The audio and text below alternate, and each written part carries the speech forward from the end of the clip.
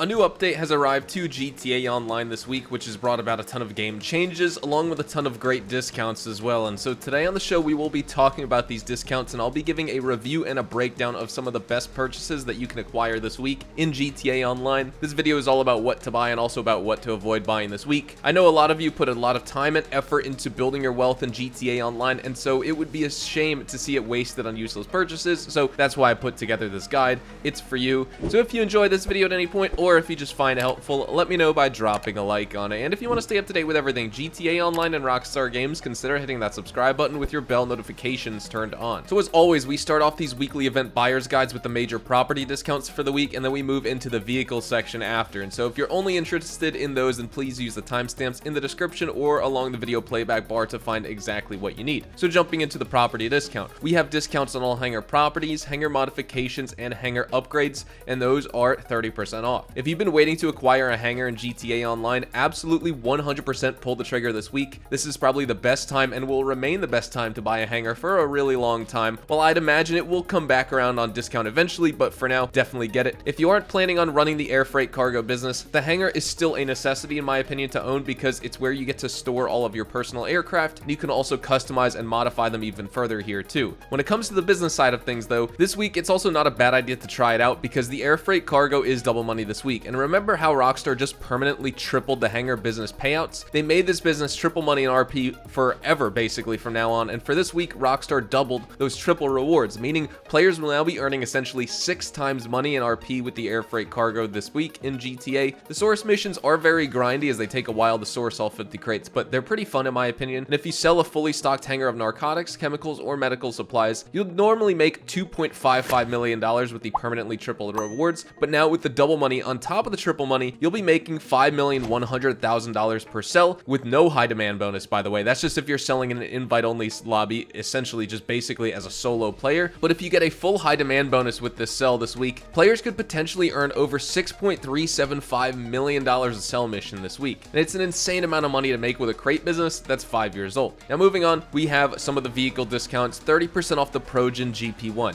This car performs extremely well. The car has extreme grip around corners, but it can still understeer around corners occasionally. It has a high top speed thanks to its extreme power output, and this is one of the original supercars ever made in real life, and I think it gives it enough novelty and value in GTA Online for players to purchase this vehicle. It may not be a top tier vehicle or supercar in this game anymore, but I do really like owning it, and I don't have anything bad to say about it. Moving on, 30% off the Vapid Dominator GTX. The GTX has an almost polar opposite performance setup to that of the regular Dominator. While the regular Dominator is dominant in straight line speed and torque, the GTX emphasizes much more on handling and stability. In fact, the Dominator GTX is one of the easiest muscle cars to drive in the game. Its acceleration is average with little to no wheel spin. However, the top speed is painfully slow, way lower than that of the Felon, or the Shafter for that matter, and other cars commonly found on the street. Its braking is quite good, and it is faster around a track than the original Dominator, despite the in-game statistics being lower than the OG Dominator, but overall, I just recommend you don't buy this vehicle. After that, 30% off the Canis Camacho. The Camacho is an adept off-roader with high torque and ground clearance, giving it immense capability off-road. It is also capable of tackling even the roughest terrain of the game with its 50-50 torque distribution, giving it an advantage on uneven terrain like mountains by Mount Chiliad. Durability is also really good, and it can be further improved with the addition of the bull bars in Los Santos Customs, and the Camacho has great top speed and acceleration compared to vehicles like the Riata or the Dubsta 6x6, which we'll be talking about. It also has good handling, and it has no signs of fishtailing using this vehicle. The steering is relatively heavy though due to its weight and length, though it can still manage to take turns easily.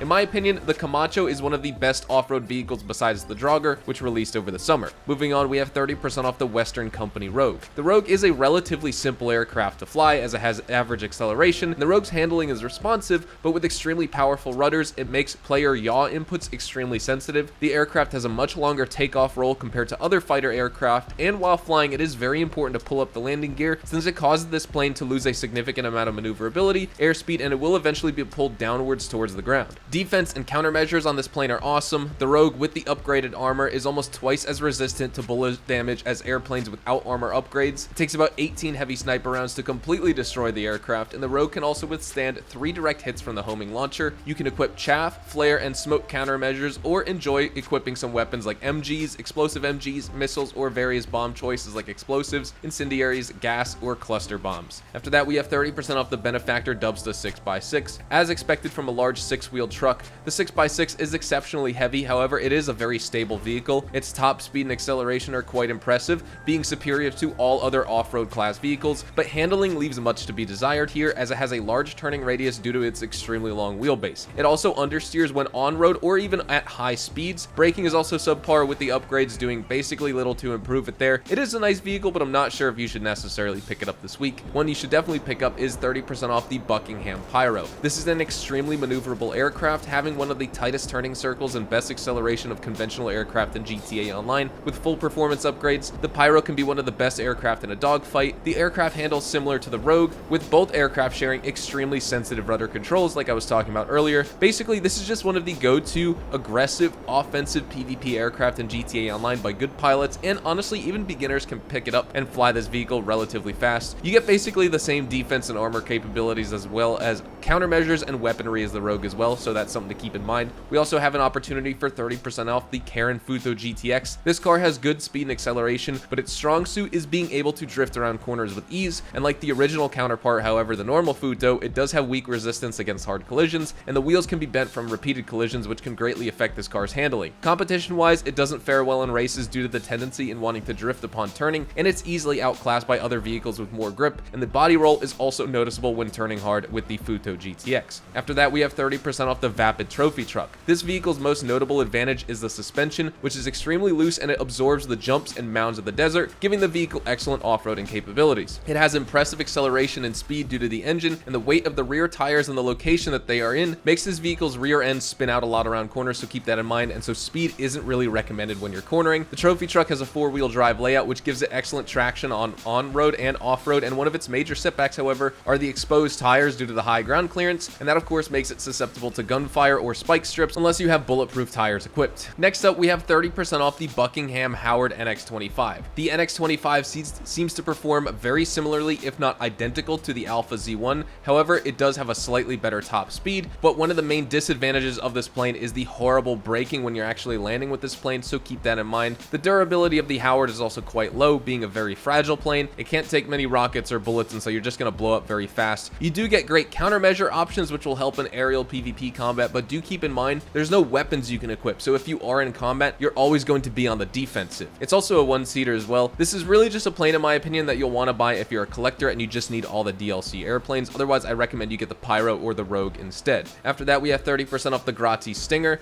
This car boasts a relatively high top speed and acceleration on par with several sports coupes, such as the Feltzer, and you'll notice that while driving, but at high speeds, however, oversteer is very prevalent, and this car has a tendency to fishtail when turning, and on some occasions, power slide right off the road. The vehicle's durability is okay, as the car can sustain multiple head-on collisions before failing, but the acceleration is beyond all other sports classics, as well as its speed. The braking distance, though, is a huge letdown. Give yourself plenty of stopping distance with the Stinger. After that, we have 30% off the Volatile. This is just a really big plane. I don't recommend you buy it unless you want a better Bombushka here in GTA Online. And then finally, we have the Nagasaki Blazer Aqua. This is really just an ATV. You can drive it on-road, you can drive it off-road, you can even drive it on the water like a normal boat, but you're going to have a very wide turning radius, not like a normal speedboat here in GTA Online. With all that said, we've reviewed every major discounted purchase in GTA Online this week. I'd love to know what you think about the property and the vehicles on offer for us this week. When it comes to what to buy this week, I recommend you buy the Progen GP1, the Rogue, the Pyro, the Camacho, and the Trophy Truck. And when it comes to what to avoid buying, I recommend you stay far away from the Volatile, the Dominator GTX,